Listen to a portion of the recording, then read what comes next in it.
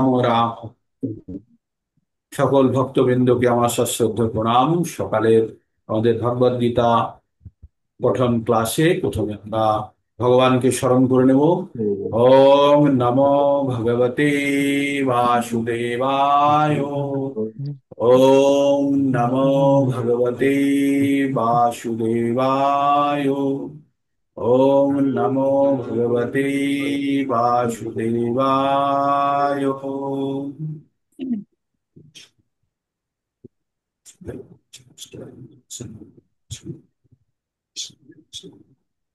তো আজকে আমরা আবার একটা নতুন ভগবদ গীতার ক্লাসে গুটি গুটি পায়ে আমরা এগোচ্ছি। ভগবদ গীতা আপনারা সবাই খুব সুন্দরভাবে ভক্তি করছেন, চেষ্টা করছেন। আপনাদের সঙ্গে যুক্ত হয়ে আমিও আপনাদের আশীর্বাদ, আপনাদের সঙ্গ পেয়ে আমিও ভগবদ গীতা আপনাদের সঙ্গে পঠন করছি এবং নিজেকে খুব আনন্দিত নিজে খুব আনন্দ অনুভব করি যখন আপনাদের সঙ্গে আমি ভগবদ গীতা পঠন করি বা আপনারাও করেন। আশা করি আপনারাও তা আনন্দিত হন। আহ, তো ভগবদ গীতা কি? ভগবদ গীতা ভগবানের মুখ নিঃসৃত বাণী। ভগবান অর্জুনকে কুরুক্ষেত্রের যুদ্ধক্ষেত্রে এই বাণী দিয়ে বলেছিলেন যখন অর্জুন মন অর্জুনের মন ভীষণ বিষণ্ণ ভাবে অর্জুন ভারাক্রান্ত হয়ে গেছিলেন। তখন ভগবান অর্জুনকে এই জ্ঞান দিয়েছিলেন। তো ভগবদ গীতা থেকে আমরা কি জানতে পারি? পাঁচটি বিষয় সম্বন্ধে জানতে পারি। পাঁচটি বিষয় কি কি? ঈশ্বর, জীব, প্রকৃতি, সময় বা কাল এবং কর্ম। এই পাঁচটি বিষয়ের মধ্যে প্রথম চারটি বিষয় আমাদের সকলের জন্য একই। ভিন্ন শুধু আমাদের ভিন্ন শুধু আমাদের আহ কর্ম।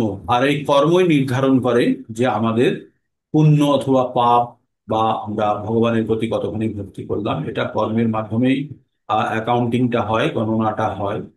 তো আমরা এই যে বর্তমান শরীর ধারণ করে আছি, এটি আমাদের পূর্ববর্তী জীবনের কর্ম এবং পূর্ব পূর্ব অনেক জীবনের সঞ্চিত কর্মের ফল। আসলে সঞ্চিত কর্ম কাকে বলে? যে মনে করুন ভগবানের কাছে একটি বড় ড্রাম আছে, দুটি ড্রাম আছে। ভগবানের কাছে দুটি বড় বড় ব্যারেল রাখা আছে। সেই ব্যারেলের মধ্যে আমাদের যত একটাতে পাপ রাখা থাকে আর একটাতে পুণ্য রাখা থাকে। হ্যাঁ, তো একটা ব্যারেলে রাখা থাকে পাপ আর একটা ব্যারেলে রাখা থাকে পুণ্য। এই পাপ আর পুণ্য দুটো ব্যারেলে রাখা। যখন আমরা মৃত্যুবরণ করে ভগবানের কাছ থেকে পুনরায় এই জন্মগ্রহণের জন্য আসার জন্য মানে রেডি হই, তখন ভগবান কি করে? কতখানি আমাকে সুখ ভোগ দেবে, কতখানি পুণ্য আর কতখানি পাপ, এই ক্ষয় করতে আমাকে ওই দুটো দিয়ে পাঠিয়ে দেবে। তো পাপ যতখানি দিয়ে পাঠিয়ে দেবে, পাপের ফল হিসাবে কি কষ্ট, আর পুণ্যের ফল হিসাবে কি পাবো? সুখ। তাহলে এই সুখ আর কষ্ট দিয়ে ভগবান পাঠিয়ে দেয়। যেটা দিয়ে পাঠিয়ে দেয় সেটাকে বলে প্রারব্ধ। মানে এই জীবনে আমরা আগের আগের অনেক জন্মের সঞ্চিত, আর ওই যে ড্রামের মধ্যে রাখা থাকলো সেটাকে বলছে সঞ্চিত কর্ম। কি বলছে? সঞ্চিত কর্মফল। সেটা পাপ একটা ড্রামে থাকে আর একটা ড্রামে থাকে পুণ্য। এবার মনে করুন কারোর প্রচুর পুণ্য আছে, পাপ খুব সামান্য আছে। এমনটা ভাববেন না পাপ দিয়ে পুণ্যকে বা পুণ্য দিয়ে পাপকে ক্যান্সেল করা যায় না। পুণ্যের জন্য সুখ ভোগ করবে আর পাপের জন্য কষ্ট ভোগ করতে হবে। কোনো উপায় নেই, পাপের জন্য কষ্ট ভোগ করতেই হবে। তো এই যে পাপ কর্ম আমরা বর্তমান জীবনে করছি, এগুলো কিন্তু আমাদেরকে ভোগ করতেই হবে, কোনো রাস্তা নেই। আপনি যতই ভগবত গীতা পড়েন আর যাই করেন, আপনাকে কিন্তু এই পাপ ভোগ করতেই হবে। তাহলে কি বাঁচার কোনো রাস্তা নেই? রাস্তা আছে। যদি আমরা সর্বতোভাবে আমরা ভগবানের শরণাপন্ন হতে পারি সর্বতোভাবে, তখন আমাদের পাপ এবং পুণ্যের দুটো ড্রামকে এখান থেকে সরিয়ে ফেলে দেবে। কোন জন্মের? এই জন্মেরও যতখানি পাপ করেছি পুণ্য করেছি সবই তো আমাদের সূক্ষ্ম শরীরের মধ্যে জমায়িত আছে। সেটি আমাদের ভগবানের মূল ড্রামে এখনো গিয়ে পড়েনি। কখন পড়বে?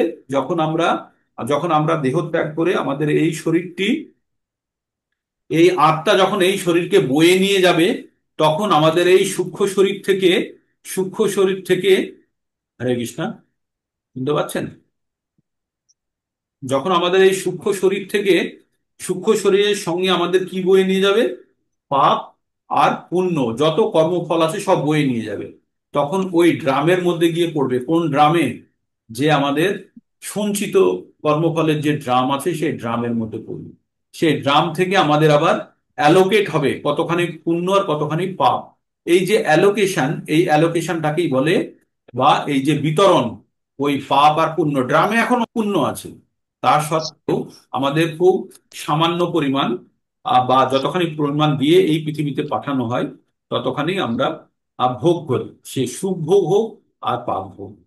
তো এই প্রতি জন্মে জন্ম জন্মান্তরে এই হচ্ছে, তার মানে আমরা জানি না আমাদের ওই ড্রামে কতখানি পাপ আর কতখানি পুণ্য জমে আছে, তাই না? তো পরবর্তী জীবনে আমরা যখন আসবো তখন আমরা মানে কখনোই ভাববো না যে এর থেকে ভালো জীবন হবে, হতে নাও হতে পারে। কারণ কি বলুন তো, ওখান থেকে আমাদের যদি পাপের পরিমাণ, পাপের ফলের পরিমাণ বেশি দিয়ে দেয়, তাহলে আমাদের কষ্টকর জীবনটা বেশি হবে, শুভকর জীবনের অংশটা কম হবে।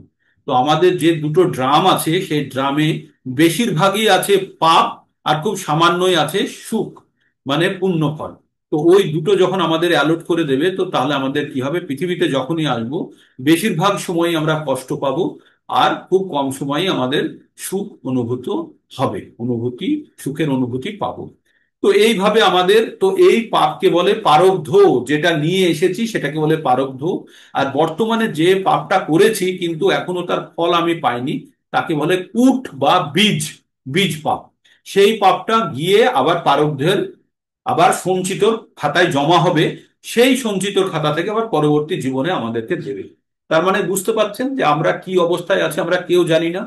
কালকে ব্যাংক ম্যানেজারের গল্প বলেছিলাম, মনে আছে? ব্যাংক ম্যানেজারের, আপনারা ব্যাংক থেকে লোন নিয়ে আপনারা জন্ম জন্মান্তরে একটা ব্যবসা চালান, যে আপনার দাদু চালাচ্ছে, আপনি চালাচ্ছেন।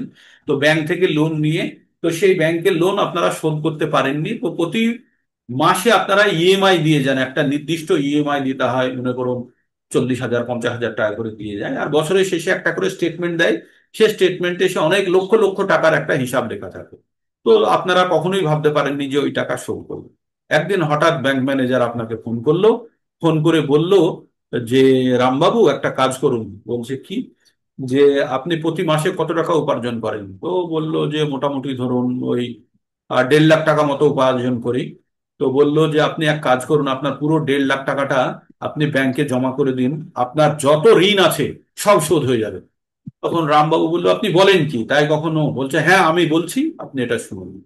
তো বললো, তাহলে আমরা খাবো কি? বললো, সেটা আপনার ভাবনা, তবে কিছুটা গ্রেস থাকলো আপনার কাছে, কিন্তু আপনি আমাদেরকে ওই আপনার পুরো মাইনের টাকাটা আপনি জমা করে দিন, তাহলে আপনার যত ঋণ আছে আপনাদের খাতা শূন্য হয়ে যাবে।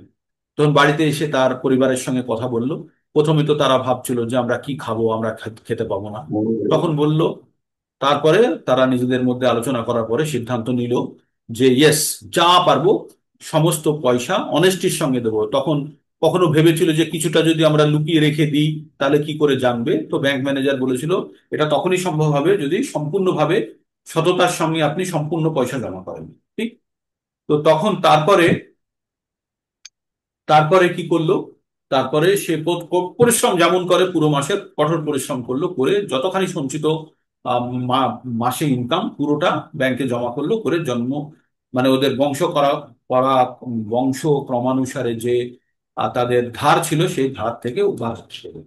তো আমাদের জীবনের ক্ষেত্রেও আমরা জন্ম জন্মান্তর ধরে অনেক অনেক আমরা পাপ আমরা অর্জন করেছি, পাপ পুণ্য আমাদের কিছু আছে হয়তো, যার ফলে আমরা সুকৃতির ফলে আজকে মনুষ্য জীবন। এখন আমাদের গুরুরূপী ব্যাংক ম্যানেজার, যে ব্যাংক ম্যানেজার, ওখানে ব্যাংক ম্যানেজার ছিল, আমাদের গুরু এখন ব্যাংক ম্যানেজার। ও বলল যে তুই তো যা করেছিস অনেক জীবন ধরে এই করছিস, দে এই জীবনের যতখানি তোর কর্মফল তুই আমার কথা শুনে তুই এবার আমার কাছে জমা করতে, বাস একটা জীবন তুই ভগবানের উদ্দেশ্যে তুই কাটা, বাস। তো যত জন্ম জন্মান্তরের যত পাপ আছে সব আমি ডিলিট করে দেবো, আর কোনো লোন শোধ করতে হবে না, আর কোনো জন্মে তোকে কষ্ট ভোগ করতে হবে না। তাই গুরু কি বললেন? বললেন যে তুই একটা জীবন সমর্পণ করে দে আমার জন্য, আর বাকি দায়িত্ব আমার, তোকে কি করে সমস্ত পাপ থেকে আর কষ্ট থেকে আমি অব্যাহতি দিতে পারি। তাই অর্জুনকে ভগবান আহ আহ 18 নম্বর অধ্যায় শেষে ভগবান বললেন, সর্বধর্মান পরিত্যাজ্য মাম একম শরণম ব্রজ, অহং ত্বাম সর্ব পাপেভ্য, মানে যত পাপ আছে সেটা এই জীবনের পূর্ববর্তী জীবনের যত জীবনের আছে, অহং ত্বাম সর্ব পাপেভ্য মুক্ষো, ঈশামি মা শুচহ, আমি তোমার সমস্ত পাপ থেকে তোমাকে অব্যাহতি দিয়ে দেবো। পুণ্য থেকে বলেনি, কিন্তু বলেছে পাপ থেকে, কারণ পাপই আমাদের কষ্টের কারণ। আর পাপ পুণ্য আমাদের যদি কোনোটাই না থাকে, আমাদের জন্মগ্রহণ, কারণ ভগবান যদি আমাদের আশ্রয় দিয়ে দেয়, আর জন্মগ্রহণের কোনো কারণ নেই। তাই ভগবান কি বললেন, যে সমস্ত পাপ থেকে তোমাদেরকে আমি উদ্ধার করে দেবো, তুমি এ নিয়ে কোনো চিন্তা করো না। তো এইভাবে ভগবান যদি আমাদেরকে অফার দিয়ে থাকে, আর আমরা যদি এই অফারটাকে যদি কাজে লাগাতে না পারি, তাহলে আমরা আমাদেরকে কতখানি বুদ্ধিমান ভাববো। আমরা আমরা মূর্খের থেকে মূর্খাতীত। আমরা কি জানবো, আমরা মূর্খেরও অতীত। তিন ধরনের মূর্খ হয়। মূর্খ কি কি হয়? তিন ধরনের। এক মূর্খ, মূর্খ কাকে বলি? যাদের জ্ঞান নেই, অজ্ঞান, যাদের জ্ঞান নেই, তারা হচ্ছে মূর্খ। তিন ধরনের হয়। এক ধরনের মূর্খ জানে না, তাকে আমরা মূর্খ বলি, সেটা হচ্ছে প্রথম শ্রেণীর মূর্খ। দ্বিতীয় শ্রেণীর মূর্খ হচ্ছে, সে জানে না এবং কে জানে সেটাও জানে না। আমি আমি জানি না এবং কে জানে সেটাও জানি না। অনেক ক্ষেত্রে হয় না, আমি এই জিনিসটা জানি না, কিন্তু আমি জানি যে মনমোহন বাবু জানি, মনমোহন প্রভুর কাছে গেলে আমি এটা জানতে পারবো। তবু সেটা হচ্ছে উন্নত শ্রেণীর মূর্খ, মানে সে মূর্খ নিজে না জানলেও কে জানে সেটা জানে। কিন্তু বেশি ডিগ্রেডেড মূর্খ হচ্ছে যে সে নিজেও জানে না, আবার এটা কে জানে সেটাও জানে না। তার মানে সেটা হচ্ছে মূর্খতর। আর মূর্খতমকে, যে মূর্খ নিজে জানে না কিন্তু ভাবে আমি জানি, সেটা আরো বেশি বিপজ্জনক। সে জানে না কিন্তু ভাবে জানি, সেই কারণে কি হয়, সে কখনো শেখার চেষ্টা করে না। কারণ দ্বিতীয় শ্রেণীর মূর্খ কি করেছিল, সে কিন্তু যে জানে তার কাছে গেছিল। আর প্রথম শ্রেণীর মূর্খ কি, সে জানে না, তার কাছে কোনো অহংকারও নেই, সে স্বীকার করছে আমি জানি না, আমি জানি না। আর দ্বিতীয় শ্রেণীর মূর্খ, সে নিজেও জানে না এবং কে জানে সেটাও জানে না। আর তৃতীয় শ্রেণীর মূর্খ হচ্ছে, সে নিজে জানে না কিন্তু ভাবে আমি জানি। সে কখনো শিখতে পারবে না, সে কখনোই শিখতে পারবে না। প্রথম শ্রেণীর মূর্খ যে ছিল, সে জানে না, চেষ্টা করলে সে শিখতে পারবে। দ্বিতীয় শ্রেণীর মূর্খ, সে জানে না, ও কে, কিন্তু এটা জানে না যে কে জানে সেটাও জানে না, কিন্তু শেখালে শিখতে পারবে। কিন্তু তৃতীয় শ্রেণীর মূর্খ, যে নিজে জানে না কিন্তু সে ভাবে আমি জানি, সে কখনো জীবনে শিখতে পারবে না। ঠিক? তো আমরা তৃতীয় শ্রেণীর মূর্খ মোটেই হব না। আমরা তৃতীয় শ্রেণীর মূর্খ মোটেই হব না। আমাদেরকে স্বীকার করতে হবে আমরা জানি না, তাই আমরা জানার চেষ্টা করব। ঠিক আছে? তো আমরা যে এই যে ভগবদ গীতা জ্ঞানের মধ্যে আমাদের যে মূর্খতা রূপী অন্ধকারের মধ্যে আমরা আছি, যে অজ্ঞানতার অন্ধকারে আছি, সেখান থেকে আমাদের ভগবান প্রকাশ দিয়ে ভগবান কি বলেছেন, তেষামেব অনুকম্পার্থম অহম অজ্ঞানজম তমু নাশ্যাম আত্মভাবেস্থ জ্ঞান যোগেন ভাষ্যতা। 10-11 নম্বরে বলেছে, 10 নম্বর অধ্যায়ের 11 নম্বরে কি বলেছেন, যে এইভাবে যারা ভগবানের ভক্তিতে যারা লীন হয়ে থাকে, তাদের মনের মধ্যে আমি জ্ঞানের প্রকাশ জ্বালিয়ে তাদের মনের মধ্যে অন্ধকার রূপী অজ্ঞানতাকে আমি দূর করি। ঠিক? তো এইভাবে ভগবান তার ভক্তদেরকে উদ্ধার করার জন্য বিভিন্ন ভাবে, বিভিন্ন সময়, আমরা পরবর্তীতে আরো জানবো ভগবান কিভাবে উদ্ধার করেছে। তো আমরা 16 নম্বর অধ্যায়ে আমরা কি করলাম, একটা বিশাল আমরা আহ করলাম, আমাদের অনুশীলন করলাম, যে আমরা কে কি অবস্থায় আছি। তো অনেকেই পাঠিয়েছেন, সকলকে অনুরোধ করব পাঠাতে। তবে আরেকটু নিজেদের থেকে বিবেচনা করবেন, কারণ আপনারা যেগুলো পাঠাচ্ছেন, আপনারা তার গুরুত্ব হয়তো ততখানি বুঝতে পারেননি। গুরুত্বগুলো বুঝে তারপর আরেকটু বিবেচনা করবেন, যে আপনারা হয়তো সরলতা, সত্যি কি আপনি সরল? আপনি কি কোনো জিনিস চেপে রাখেন না? যারা চেপে রাখে তারা সরল হতে পারে না। আচ্ছা, 2 নম্বর, আপনারা কি অহিংসক? সত্যি কি আপনাদের মন অন্যের জন্য কাঁদে? জানতে হবে। আপনাদের মধ্যে সত্যি কি দয়া আছে? আপনারা ভিখিরিকে প্রয়োজন হলে খাবার দেন, বা কেউ যদি আপনার কাছে আর্ত বা কান্নাকাটি করে, তাকে কি আপনারা সত্যি আপনাদের মন কাঁদে তার জন্য? আপনারা কি সম্পূর্ণভাবে পশু হত্যা থেকে বিরত? এইগুলো হচ্ছে আপনার মানে দয়ার কিছু কিছু লক্ষণ।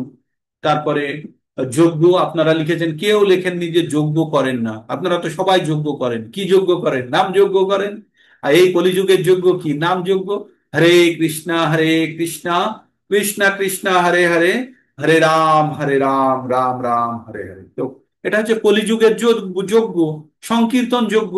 তো এটাই তো সর্বশ্রেষ্ঠ যজ্ঞ। আমাদের কি বলেছে ভগবান, আমরা যখন বিশ্বরূপ বিভূতি পড়ছিলাম, তখন ভগবান কি বললেন, একজন যোগ্য রূপে আমাকে জপ যোগ্য হিসাবে জানবে। তো আমরা কি করি, সকালে সকাল সকাল জপ যোগ্য করি না? ভগবানের নাম 108 বার আমরা, এক মালাতে 108 বার করে ভগবানের নাম, 16 শব্দ 32 অক্ষরের নাম ভগবানের জপ করি, সেই যজ্ঞের কথাই বলেছে, এটাই শ্রেষ্ঠতম যজ্ঞ। ভগবান কি বলেছে, আর এই যজ্ঞ কারা করতে পারবে? ভগবান ভাগবতমে বলছে এই যজ্ঞ যারা অত্যন্ত মেধাশালী তারাই করবে। সাধারণ ব্যক্তি এর মানেটা বুঝতে পারবে না। তারা ভাববে সাধারণ অর্থ, যেমনটা ইনজেকশনের শিশি, যখন সিরিঞ্জ নেওয়া হয়, ইনজেকশন ইনজেকশন একটা যদি জলের মতো দেখতে, তো ইনজেকশন জলের মতো দেখতে, একটাতে ইনজেকশন নেওয়া হলো আর একটাতে সাধারণ জল নেওয়া হলো, দুটোর মধ্যে পার্থক্য আমরা বুঝতে পারবো? আমরা বোকারা বুঝতে পারবো? সাধারণ মানুষ বুঝতে পারবো? কিন্তু ডাক্তারবাবু জানেন, ডাক্তারবাবু জানেন কোনটা ইনজেকশন আর কোনটা জল, তাই না? আমরা কিন্তু বুঝতে পারবো না, আমাদের কাছে দুটোই জল মনে হবে, তাই তো? তো তেমনই আমরা যারা মূর্খ তাদের কাছে হরিনামের মাহাত্ম্য আমাদের কাছে সাধারণ বলে মনে হবে। কিন্তু যারা পণ্ডিত, যারা ভগবত ভক্তি, যারা প্রকৃতপক্ষে যারা এই তত্ত্ব জ্ঞান জেনেছেন, তারা জানেন যে হরিনামের কি মাহাত্ম্য। এই হরিনাম এই পৃথিবীর সৃষ্ট কোনো নাম নয়, এটা হচ্ছে গোলকেরও প্রেমধন, হরিনাম ও সংকীর্তন। তো এখানে এখানে ভাগবতমে এক জায়গায় উল্লেখ আছে চৈতন্য মহাপ্রভুর আবির্ভাব সম্বন্ধে। কারণ ভাগবতম লেখা হয়েছিল চৈতন্য মহাপ্রভুর জন্মের 5 বছর আগে, ঠিক 50 বছর, 5,000 বছর আগে। কত বছর আগে? 5,000 বছর আগে। সেই গ্রন্থে চৈতন্য মহাপ্রভু কিভাবে জন্মগ্রহণ করবে তার ব্যাখ্যা করা আছে। কি লেখা আছে? কৃষ্ণ বর্ণ তৃষা কৃষ্ণ সাঙ্গ পাঙ্গস্তু পার্ষদম যজ্ঞেই সংকীর্তন প্রায়ে যজন্তি হি সুমেধস। বলছে কৃষ্ণের বর্ণের, কৃষ্ণের গোত্রের, কিন্তু রং কৃষ্ণ হবে না, রং হবে অকৃষ্ণ, তৃষা অকৃষ্ণ। আর কিভাবে আসবেন? সাঙ্গ আর উপাঙ্গ, মানে তার স্বঅঙ্গ, নিজের অঙ্গ আর উপ অঙ্গ নিয়ে আসবেন। আর কি নিয়ে আসবেন? অস্ত্র। আর কি নিয়ে আসবেন? সাঙ্গ পাঙ্গ পার্শ্বদম। কি করতে আসবেন? যজ্ঞ করতে। কি যজ্ঞ? যজ্ঞেই সংকীর্তন প্রায়ে, সংকীর্তন যজ্ঞ করতে আসবেন। আর এই যজ্ঞ কারা করবে?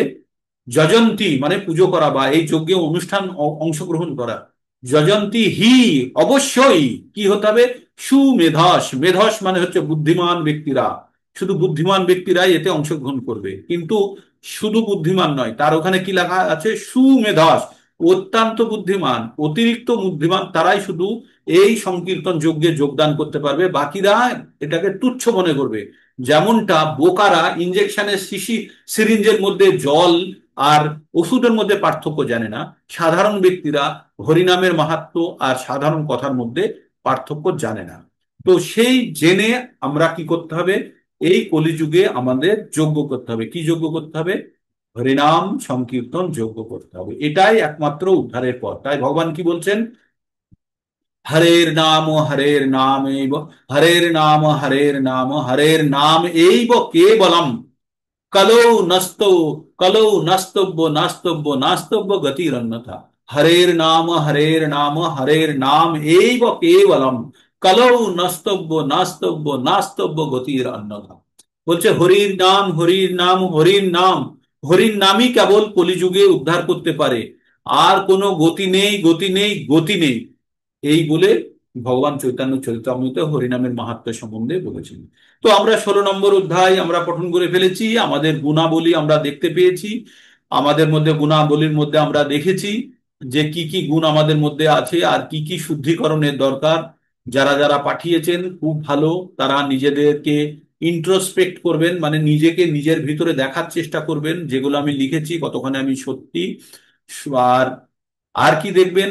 যে যজ্ঞের কথা বললাম, যজ্ঞটা আপনাদের সেখানে যেখানে ডাউট ছিল, কারণ অধিক লোকে ভেবেছেন হোম যজ্ঞের কথা বা কোনো ওম সোহা সোহা যজ্ঞের কথা ভেবেছিলেন, যাই হোক। আর তাছাড়া আমরা আসুরি স্বভাব কি কি আছে সেগুলো মনের মধ্যে রাখবেন। এটা আপনাদেরকে, এটা লেখানোর উদ্দেশ্যই হচ্ছে নিজেকে মাপা আমরা কোথায় আছি, আর পরবর্তীতে আমরা কোথায় নিয়ে যেতে চাই সেটা দেখা।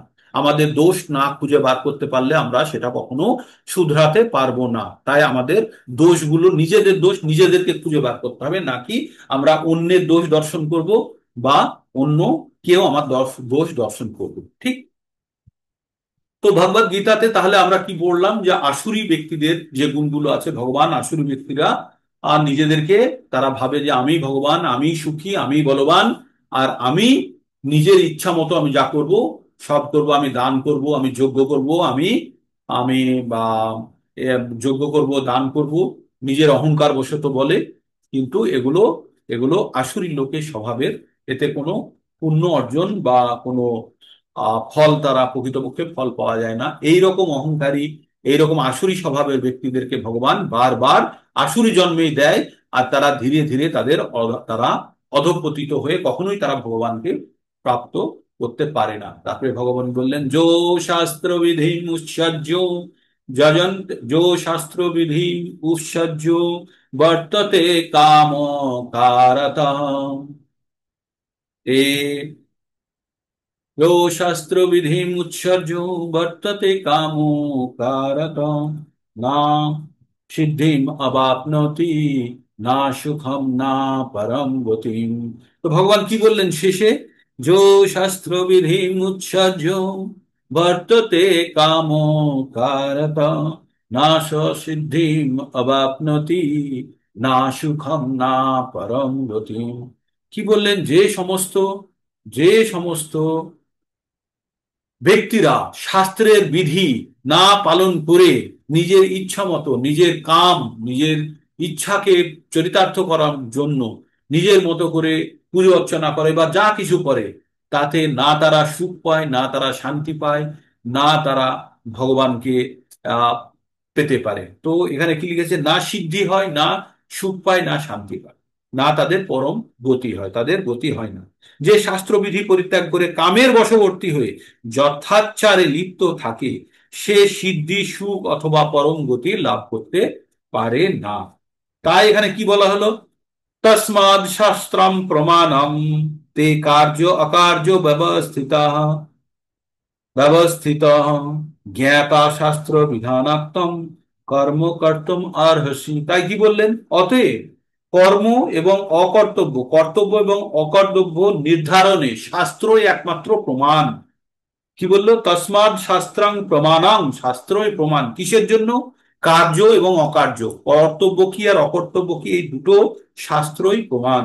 তাই শাস্ত্র বিধান জেনে তুমি কর্ম সম্পাদন করো, আর তুমি কর্ম সম্পাদন করো, এই বলে অর্জুনকে ভগবান ছেড়ে দিলেন 16 নম্বর অধ্যায়ে।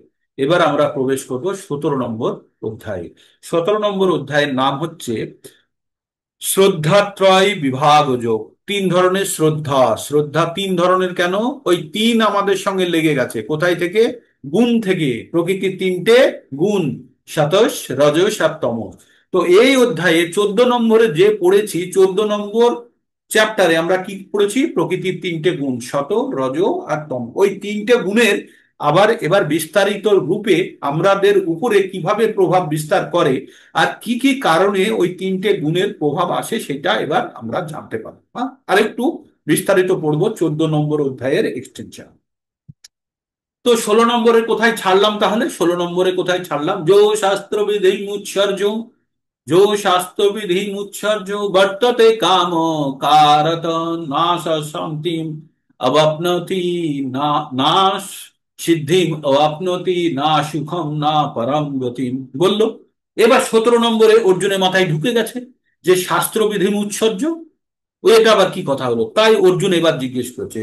অর্জুন উবাচ, যে শাস্ত্র বিধিম উৎসর্য যজন্তে শ্রদ্ধায়ান্বিতা তেষাং নিষ্ঠা তু কা কৃষ্ণ সমত সত্যম আহো রজস্তয়া তম। কি বললো ভগবান? অর্জুন কি বললো? যে শাস্ত্র বিধিম উৎসর্য যজন্তে শ্রদ্ধায়ান্বিতা তেষাং নিষ্ঠা তু কা কৃষ্ণ সত্যম আহো রজস্তম। তো অর্জুন এবার ওই যে লাস্ট যেটা শুনে এসেছিল, যে শাস্ত্রবিধি উৎসর্য মানে শাস্ত্র ত্যাগ করে যারা পুজো শ্রদ্ধার সঙ্গে করছে, এখানে কি বলছে? শাস্ত্র ত্যাগ করে কিন্তু শ্রদ্ধা আছে, কিন্তু শাস্ত্র বিধি না মেনে তার কি হবে? সেটা রজ, তম, না সেটা শতগুণের কোন গুণ দ্বারা? তাই অর্জুনকে জিজ্ঞেস করলো সেই নিষ্ঠা, সেই ভগবানের সঙ্গে যুক্ত হওয়ার নিষ্ঠা কি শত, রজ না তম? তাই বলছে, অর্জুন জিজ্ঞেস করলেন, হে কৃষ্ণ, যারা শাস্ত্রীয় বিধান সমূহ পরিত্যাগ পূর্বক শ্রদ্ধা সহকারে পুজো করে, অশ্রদ্ধা নয়, শ্রদ্ধা আছে, পুজো করে, তাদের নিষ্ঠা কি সাত্বিক, রাজসিক না তামসিক? এটা অর্জুন জিজ্ঞেস করলো। কি জিজ্ঞেস করলো? যারা শাস্ত্রের বিধান না মেনে কিন্তু শ্রদ্ধার সঙ্গে পুজো করছে, সেটি রাজসিক, তামসিক না সাত্বিক? তো এবার ভগবান তার উত্তর দিচ্ছেন, ভগবান তার উত্তর দিচ্ছেন। শ্রী ভগবান উবাচ ত্রিবিধা ভবতি শ্রদ্ধা, বলছে শ্রদ্ধা তিন ধরনের। ত্রিবিধা ভবতি শ্রদ্ধা দেহিনাং সা সা ভবজা সাত্ত্বিকী রাজসী চৈব তামসী চেতি তাং শুনো। ভগবান কি বললেন? তিন ধরনের শ্রদ্ধা হয়, তিন ধরনের শ্রদ্ধা হয়। বললেন, ভগবান বললেন দেহীদের, মানে যারা আমাদের যে মানে জীবদের কথা বলছে। স্বভাবজনিত শ্রদ্ধা তিন প্রকার হয়। কি স্বভাবজনিত শ্রদ্ধা? স্বভাবজা, কি লিখেছে ওখানে? দেহি নাম স্বভাবজা, মানে স্বভাবজনিত তিন ধরনের শ্রদ্ধা হয়। একটা হচ্ছে সাত্ত্বিকী, একটা হচ্ছে রাজসী, আর একটা হচ্ছে তামসী। তিন ধরনের শ্রদ্ধা হতে পারে। অর্জুন জিজ্ঞেস করেছিল ওখানে কি? শ্রদ্ধার সঙ্গে যে শ্রদ্ধাপূর্বক যে ভগবানের নিষ্ঠা সহকারে ভক্তি করে, শ্রদ্ধার সহকারে, তাহলে সেটা রাজসিক, তামসিক না সাত্ত্বিক? ভগবান কি বললেন? শ্রদ্ধা তিন প্রকারের হয়, সেটা তার স্বভাব অনুসারে, কি সাত্ত্বিকী, রাজসী বা তামসিক, এই তিন প্রকারের যাদের গুণ তাদের অনুযায়ী তিন প্রকারের শ্রদ্ধা হয়। তাই ভগবান কি বললেন? শুনো, শ্রবণ করো। কি বলছে ভগবান? সাত্ত্বিকী রাজসী চৈব তামসী চেতি তাং শৃণো। শৃণো মানে সব সময় ভগবান শুনতে বলছে, অর্জুনকে শুনতে বলছে। তো কি বলছে?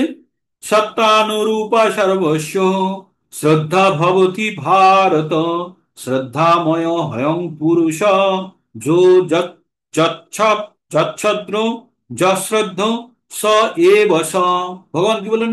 সত্তানুরূপা সর্বস্ব শ্রদ্ধা ভবতি ভারত শ্রদ্ধাময় হয়ং পুরুষ যো যৎসদ্ধ স এব স।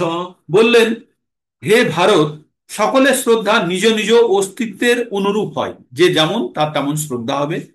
যে যেই রকম গুণের প্রতি শ্রদ্ধাযুক্ত সেই রকম সে শ্রদ্ধাবান। এখনো কিন্তু ভগবান বলেনি। শ্রদ্ধা কথার অর্থ কি? শ্রদ্ধা কথার অর্থ হচ্ছে বিশ্বাস। কথাটি খুবই গুরুত্বপূর্ণ।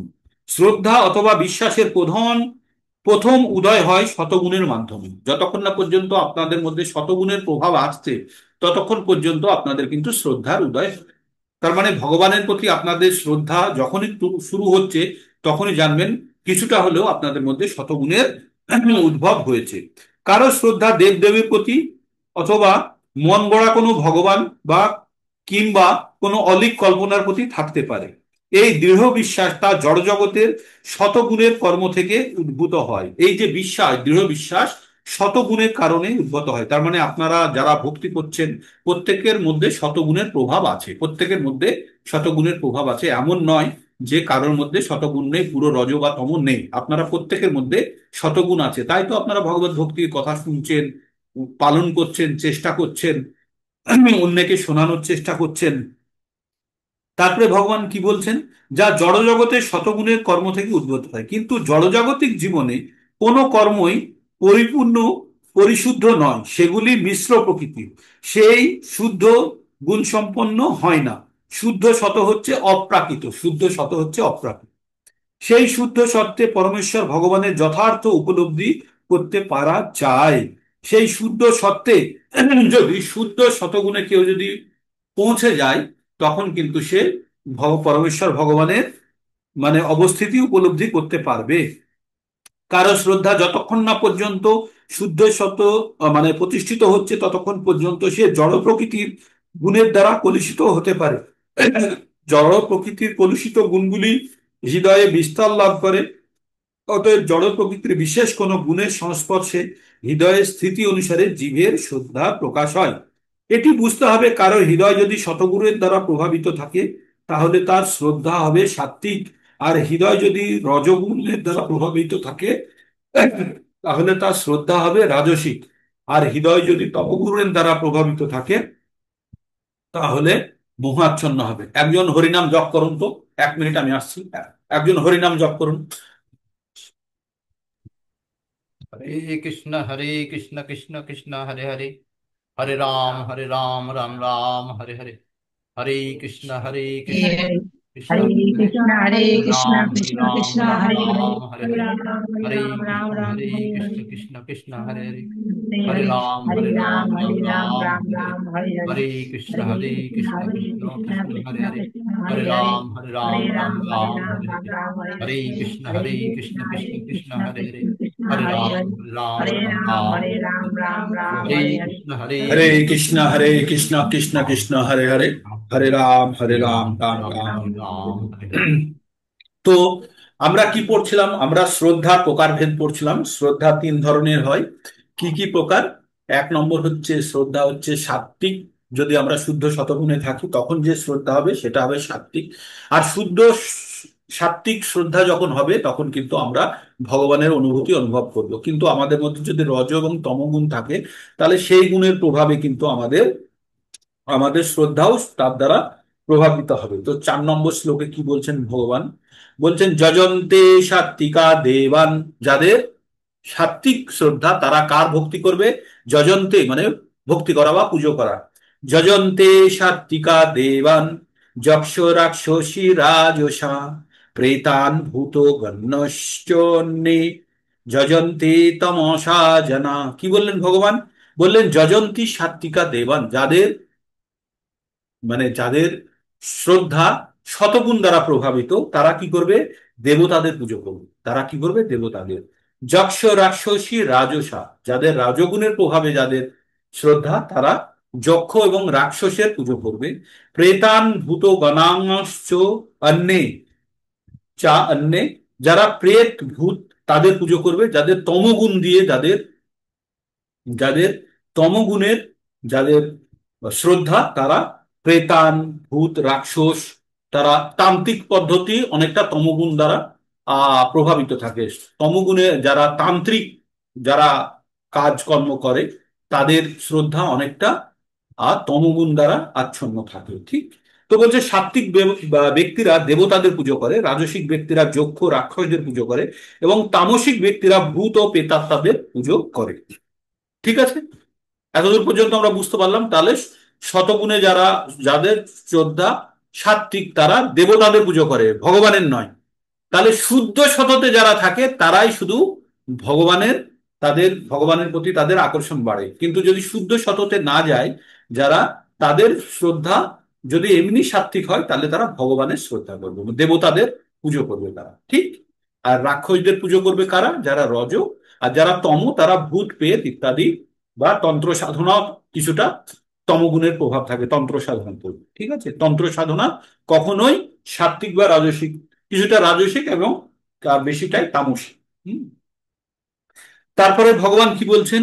অশাস্ত্র বিহিতং ঘোরং তপন্তে যে তপোজনা দম্ভ অহংকার যুক্তা কামরাগ বলান্বিতাঃ কর্ষ কর্ষয়ন্ত শরীরস্থ ভূত গ্রাম চেতস মাং চৈবান্ত শরীরস্থং তাং বিদ্যা সুরা নিশ্চয়ান। ভগবান কি বললেন? বলল অশাস্ত্র বিহিতং, অশাস্ত্র বিহিতং ঘোরম। ঘোর মানে খুব কঠোর। তপন্তে তপস্যা করে যে জনা, অশাস্ত্র বিধিত ঘোর তপস্যা যারা করে। দম্ভ অহংকার যুক্ত, দম্ভ এবং অহংকারের সঙ্গে কাম ও রাগ ও বলান্বিতা, কাম রাগ বল নিয়ে যে করে। তারপরে কর্ষয়ন্ত শরীরস্থ খুব শারীরিক করে কষ্ট করে। ভূত গ্রাম চেতস মাং চৈবান্ত শরীরস্থ তান বিদ্যা সুরা নিশ্চয়ান। ভগবান কি বললেন? দম্ভ অহংকার এবং কামনা আসক্তির প্রভাবে বলান্বিত হয়ে যে সমস্ত অবিবেকী, অবিবেকী এখানে কেন বললো? অশাস্ত্র বিহিত সেজন্য বলেছে অবিবেকী ব্যক্তি তাদের দেহস্থ সমস্ত ভূত সমূহকে, ভূত মানে ভূত প্রেতের কথা বলছে না, যে দেহস্থ, যে দেহের যে জীবন্ত অংশ আছে তাকে বলছে, দেহস্থ ভূতসমূহ এবং অন্তরস্থ পরমাত্মাকে ক্লেশ কষ্ট দেয়, প্রদান করে, শাস্ত্র বিরুদ্ধ ঘোর তপস্যায় অনুষ্ঠান করে, তাদের নিশ্চিত রূপে আসুরিক বলে জানবে। তাদেরকে আসুরিক, তাদের শ্রদ্ধা আসুরিক। কি? দম্ভ অহংকার কামনা আসক্তির প্রভাবে বলান্বিত হয়ে অবিবেকী ব্যক্তি তাদের দেহস্থ ভূতসমূহকে এর একদম চরম উদাহরণ আপনাদের সামনে এক্ষুনি দিয়ে দিই। 18 দিন 19 দিনের নামে যে আপনাদের অনশন করা হলো সিঙ্গুর থেকে তুলে দেবো বলে, এটা ঘোর তামসিক তপস্যা ছিল। রাত্রে চুরি চুরি করে খেয়েছি, দিনের বেলায় লোককে দেখেছি, অহংকার দম্ভের সঙ্গে আমরা তপস্যা করেছি, আমরা উপবাস করেছি, ফাস্টিং করেছি, বলেছি আমরা এদেরকে তুলে ছাড়বো, তুলেছি। এটা হচ্ছে তামসিক তপস্যা, তামসিক শ্রদ্ধা। ঠিক বুঝতে পারলেন একদম উদাহরণ? তারপরে এতদূর বলার পরে এইবার আমরা আসল কথাটা বলবো, যেটা শুনেই আপনাদের একটু মানসিক কষ্ট হবে। সেটা হচ্ছে আহার তিন ধরনের হয়। আহার তিন ধরনের হয়। এই যে কে একদিন আমায় জিজ্ঞেস করছিলেন না, কোন প্রভুজি না মাতাজি, যে আহার তিন ধরনের হয়, শততম রজ। এখন আমরা 7 নম্বর থেকে আমরা পঠন করব যে তিন ধরনের আহার কি কি হয়। তাহলে আমরা শ্রদ্ধা সম্বন্ধে পড়ে নিলাম। এবার বলছে আহারস্তপি সর্বস্ব ত্রিভিধ ভবতি প্রিয় যজ্ঞ যজ্ঞস্তপস্তদা দানং তেষাং ভেদ মিমুংসুনু। যেমন যজ্ঞ, তপস্যা, দান, তেমন আহারও তিন প্রকারের হয়। এবার পরবর্তীতে তুমি আমার কাছ থেকে শোনো। তো 8 থেকে আমরা এটা পঠন শুরু করব। কোথায় থেকে? 8 থেকে আমরা এবার আহার নিয়ে শুরু করব। তাহলে আজকে 7 পর্যন্ত থাক। তো মোটামুটি আমরা প্রবেশ করলাম কোথায়? 17 নম্বরের গুটি গুটি পায়ে আমরা শেষের দিকে চলে এসেছি ভগবদ গীতা। এবং ভগবদ গীতার আশা করি আপনারা খুব মানে ভালোভাবে, আগের আগের বার যেমন আপনারা 18 দিনে যেটা পড়েছিলেন, এবারকার 18 দিনে একটু আলাদা হচ্ছে। আর কি হচ্ছে, এবার কিন্তু আপনাদেরকে পুরো বিশ্লেষণমূলক পড়ানো হয়েছে আর বোঝানোর চেষ্টা করেছি আমি। যদিও আমার ততখানি হয়তো আমার ক্ষমতা নেই, যতখানি ক্ষমতা আছে আমি তাই দিয়ে আপনাদের বোঝানোর চেষ্টা করেছি। আর আপনারাও কিছু কিছু উপলব্ধি করেছেন, আমি নিশ্চিত যে আপনারা অনেক জ্ঞান এখান থেকে অর্জন করেছেন। তো আমাদের এবার পরবর্তীতে আমাদের কি করতে হবে? এবার আপনাদের প্রত্যেককে বিদ্বান হতে হবে। কিসে? এই জ্ঞানে বলীয়ান হয়ে অন্যদেরকে জ্ঞান দিতে হবে। প্রথমত নিজেকে ঠিক করতে হবে, তারপরে কি করতে হবে? অন্যকে এই জ্ঞান প্রসারিত করতে হবে। তবেই আমাদের প্রকৃত অর্থে ভগবান ভক্তির কাজ শুরু হবে। বা আমাদের ভগবান ভক্তির কাজ কখন শুরু হবে? যখন প্রকৃত অর্থে আমরা এই জ্ঞান নিজের উপরে আমরা প্রয়োগ করব এবং অন্যের কাছে পৌঁছে দেব। প্রথমে কিন্তু নিজের উপরে প্রয়োগ করতে হবে, তারপরেই আমাদের আচরণের দ্বারা অন্যদেরকে আমরা উদ্বুদ্ধ করতে পারবো, বলতে পারবো যে আমি নিজে এটাকে প্র্যাকটিস করি, সেই জন্যই আমি আপনাকে বলছি। তো এই যে আমাদের 18 দিনের অধ্যায়ের ক্লাসের পরবর্তী যে আমাদের এই 3 মাস হয়ে গেল, কত মাস হয়ে গেল? আর এপ্রিল, মে, জুন, জুলাই, 4 মাস। 4 মাসে মোটামুটি ভগবত গীতার শেষের দিকে আমরা চলে এসেছি। 4 মাসে কিন্তু আপনারা প্রচুর প্রচুর প্রচুর শিখেছেন এবং আপনাদের মধ্যে প্রচুর পরিবর্তন হয়েছে। ঠিক আছে, আরো পরিবর্তন আসবে। যখন পুনরায় পড়বেন তখন ভগবত গীতা আবার অন্যরকম দেখবেন, এখন যেমন দেখছেন তার থেকে ভিন্ন দেখবেন। তো এই ছিল আজকের প্রোগ্রাম। আর কারো যদি কিছু বলার থাকে বলতে পারেন, আর প্রশ্ন থাকলে প্রশ্ন করতে পারেন। আর যারা ক্যামেরা অন করতে পারবেন একবার ক্যামেরা অন করুন, অ্যাটেন্ডেন্সটা নিয়ে নিই। আর আপনাদের উপস্থিতি দেখে খুব ভালো লাগে যে আপনারা খুব নিষ্ঠা সহকারে আপনারা আমার কাছ থেকে শোনার চেষ্টা করেন। আমি প্রত্যেকবার ভাবি আমার ততখানি যোগ্যতা নেই যে আপনাদের শোনাতে পারি, এতগুলো ব্যক্তির সময় আমি নষ্ট করাই বা। তো আমি চেষ্টা করি যাতে নষ্ট না হয়, প্রকৃত অর্থে ব্যবহার হয়। ঠিক।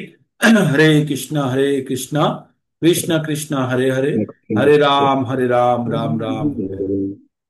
বলুন প্রভু, বলুন কি বলতে চান। প্রভুজি, ও, প্রারব্ধর বিপরীত শব্দটা কি বললেন? যে পূর্ব জন্মকৃত পাপ পুণ্যের ফল প্রারব্ধ। আর যেটা বর্তমানকৃত কি একটা বর্তমানকৃত কি একটা শব্দ বললেন, কি পিচ নাকি? কথাটা ঠিক বুঝতে পারলাম না, শব্দটা শুনতে পাইনি আর। আচ্ছা, ভগবানের কাছে দুটো বড় বড় ড্রাম রাখা আছে, সেখানে একটাতে পাপ রাখা আছে আর একটাতে পুণ্য রাখা আছে। সেটাকে বলা হয় সঞ্চিত, সঞ্চিত কর্ম। সেটাকে বলা হয় সঞ্চিত কর্ম। ওই কর্ম বা ফল আমরা যখন জন্মগ্রহণ করছি তখন আমাদের একটু একটু করে ব্যাগের মধ্যে দিয়ে দিল, এতখানি তুই পুণ্য নিয়ে যা, তখনই পাপ নিয়ে যা। যেটা দিয়ে দিল সেটাকে বলছে পারব্ধ। সেটাকে কি বললো? পারব্ধ। প্রারব্ধ। পারব্ধ যেটা আমাদেরকে দিয়ে দিল, যে আপনার ব্যাংকে টাকা আছে, কিছু টাকা তুলে নিয়ে আপনি টেম্পোরারি ডিউটিতে যাচ্ছেন, সেটা হচ্ছে পারব্ধ। আর যেটা বাকিটা থাকলো ওখানে সেটাকে বলছে অপারব্ধ। কি বলছে সেটাকে? অপারব্ধ। কোথায় আছে? সেখানে থাকলো। সঞ্চিত কিন্তু ওটা অ্যালটমেন্ট হয়নি বলে অপারব্ধ। আর এখন যে কাজগুলো করলেন সেগুলো বীজ, বীজ বলে, বীজ বা কূট, বীজ বা কূট। সেটা এখনো প্রকাশিত হয়নি, সেটা এখনো সেটা ফলছে, বড় গাছ হবে, বৃক্ষ হবে, হয়ে সেই পাপের ফল তো খাওয়াবে, তাই না? আমরা যে অন্যায় করেছি সেটা তো পাপের ফল, বড় বৃক্ষ হবে, তারপরে তো সে মাথার উপরে পড়বে না পাথরগুলো ভেঙে ভেঙে। তো সেইটা এখনো আমরা এই জীবনে যেগুলো করে আছি সেগুলোর ফল এখনো আমরা ভোগ করছি না, সেগুলো এখন কুট বা বীজ রূপে রয়েছে। বুঝতে পেরেছেন এবার? হ্যাঁ হ্যাঁ, বুঝলাম বুঝলাম। ঠিক আছে হরে প্রভু। কৃষ্ণ। আর কারো কিছু কোনো প্রশ্ন? হরে কৃষ্ণ, হরে প্রভু কৃষ্ণ। অভয়ম দেখি প্রভু। হরে কৃষ্ণ। স্বপ্না মাতাজি বলুন প্রথমে। গরহস্ত মানে কি নিজের হাতে? গরহস্ত কোন জায়গায় পেলেন? ওই যে আপনি চার্ট দিয়েছেন তাতে। ও গৃহস্থ। গরহস্ত, আশ্রম। গৃহস্থ। গর ও গরহস্ত গৃহস্থ। ওটা ওটা পাইনি আমি, আপনার ওই বাংলা লেখা খুব কঠিন তো, ওই রিকার পাইনি, সেই জন্য গৃহস্থ হবে, ওটা গৃহস্থ, গরহস্থ। তো হিন্দি থেকে বাংলা গৃহস্থ। ঠিক আছে, মাতাজি বলুন। বলছি অভয়মটা কি প্রভু? ভয় থাকে না, যার ভয় নেই, অভয়ম, ও, ভয়। আর সন্ন্যাসীদের কোনো ভয় নেই। আর এই যে ওর সঙ্গে দেওয়া আছে আত্মশুদ্ধি। আত্মশুদ্ধি আত্মশুদ্ধি মানে নিজের থেকে আমরা পরিশুদ্ধ, ভিতরটার বাইরে একদম পরিষ্কার নির্মল, কোনো গ্লানি নেই, পাপ নেই, নিজের মধ্যে কোনো রকমের নেই। পুরো হয়নি প্রভু এখন। হয়নি, হবে, ওগুলো হবে, হ্যাঁ, হ্যাঁ, হ্যাঁ, হবে, আস্তে আস্তে হবে, আত্মশুদ্ধি হবে। আর আর কারো কিছু বলার যদি না থাকে তাহলে আমরা এখানে বিরাম নিই, হ্যাঁ, আবার কালকে। আর হরে বিদুদার কৃষ্ণ।